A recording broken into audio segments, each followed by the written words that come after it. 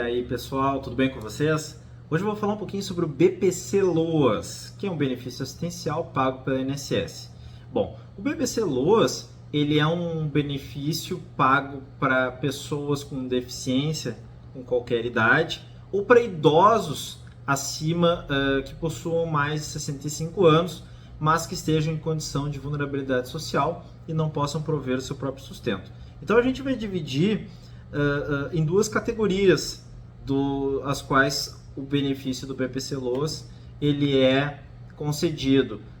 A gente vai dividir em idosos com essa condição de vulnerabilidade social, e isso vai ser mencionado, vai ser explicado em outro vídeo posteriormente, mas o presente vídeo é destinado para as crianças com alguma deficiência, tá bem? Pois bem, pessoal, a lei fala em impedimento de longo prazo. O que seria esse impedimento de longo prazo? Ora, que a criança ela tem alguma deficiência ou algum problema de saúde relativamente grave, do qual demanda uma assistência médica ou uma assistência fisioterápica ou algum tipo de assistência de longo prazo, duradoura, certo? E como é que se prova isso? Através de laudos. É uma prova técnica, uma prova geralmente médica, que demanda, portanto, um laudo atestando essa condição. Mas e quais são as doenças que podem gerar direito a esse benefício? Será que é qualquer doença? Será que a criança tem que ter uma doença super grave? Será que pode ser uma doença menos grave? Autismo? Será que tem que ser algum câncer, alguma coisa do tipo? Né?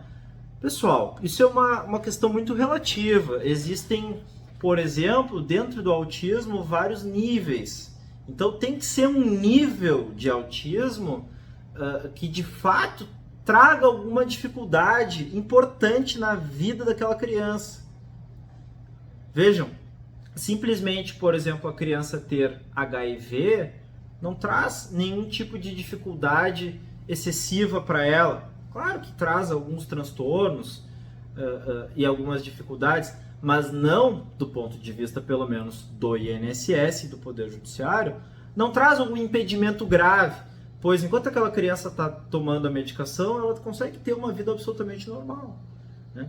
Diferentemente, por exemplo, de uma criança com esquizofrenia, que ela pode até tomar os remédios dela, mas ela sempre vai estar afetada com aquele tipo de comportamento que esse transtorno traz, ou de uma criança com câncer, ou de uma criança com síndrome de Down, enfim. Então, o importante nesses casos é que seja avaliada qual é a doença, né, para saber se, com base no grau em que ela se apresenta, faria direito, faria jus ao recebimento desse benefício com base nos enquadramentos previstos em lei. Então esse é o primeiro critério, pessoal. Agora o segundo critério é o da renda, a condição de miserabilidade. Ora, a lei determina que o critério é objetivo em 1/4 do salário mínimo, ou seja, 25% do salário mínimo vigente. Mas a jurisprudência, ou seja, os tribunais, eles flexibilizam esse critério para algo em torno de 50% do salário mínimo ou meio salário mínimo. Então, como é que funciona isso em termos práticos, pessoal? Um exemplo muito fácil da gente entender como funciona isso é o seguinte: mora, por exemplo, a mãe e a criança. A criança tem alguma deficiência. A mãe ganha R$2.000 por mês. São 2 pessoas na casa.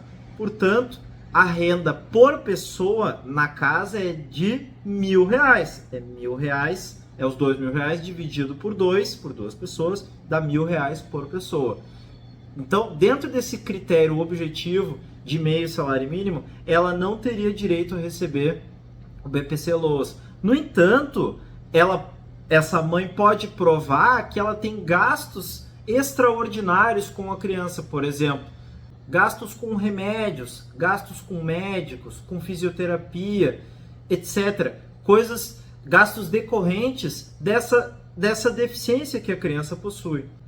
Então, na verdade, pessoal, esse valor que ela recebe, que passa do limite, ele tem um comprometimento graças a esses gastos que ela tem com base por conta da enfermidade que a criança possui, da doença que a criança possui. Então a gente consegue dizer que o salário dela líquido efetivo é menor ainda, o que ficaria dentro da faixa que permite a concessão do BPC-LOAS.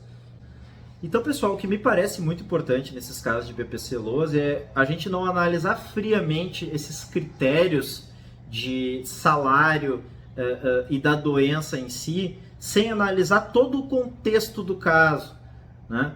Porque esses critérios, eles corriqueiramente eles são flexibilizados perante os tribunais, perante o INSS, no sentido de conceder esse benefício, mesmo quando o critério não está objetivamente atendido, ou seja, mesmo quando passa um pouquinho da renda ou alguma coisa assim, porque a gente consegue provar com que, na verdade, a renda dessa família é inferior àquilo do salário dela, já que ela tem gastos excessivos com várias coisas, por exemplo.